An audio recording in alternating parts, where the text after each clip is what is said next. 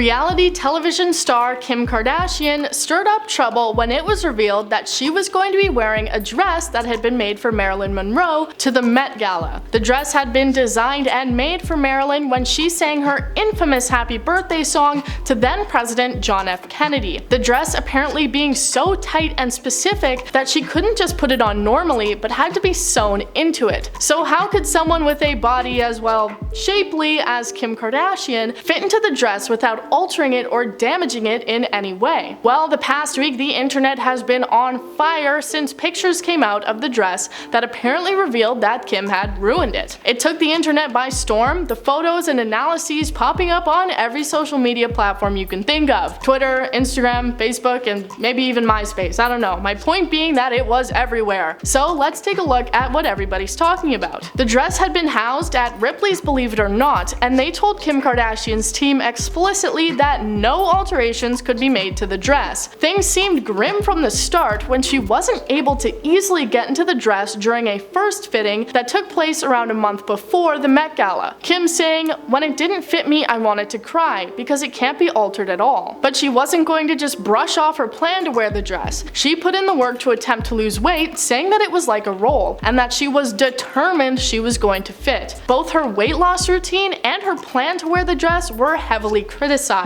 The International Council of Museums commented that historic garments should not be worn by anybody, public or private figures. They continued that the dress must be understood as belonging to humanity and kept preserved for future generations. Well, it looks like it may not be very well preserved anymore. The photos that circulated social media showed very obvious rips and tears in the dress, some segments of it seeming to be hanging off by a mere thread, and many of the crystals that were on the dress appearing to have jumped ship and gone missing. The current owner of the dress, Ripley's, said great care was taken to preserve this piece of pop culture history. With input from garment conservationists, appraisers, and archivists, the garment's condition was top priority. No alterations were to be made to the dress, and Kim even changed into a replica after the red carpet. But many people think no care was taken at all, accusing Kardashian, her team, and even Ripley's of having permanently damaged the historical piece of clothing. So, what did they have to say about the situation? When asked about whether or not she had damaged the dress in a Today Show interview, Kim said no, saying that she had a team of handlers that were responsible for, well, handling the dress and putting it on her. Ripley's were also quick to put out a statement in response, saying, "One thing Ripley's Believe It or Not can say with confidence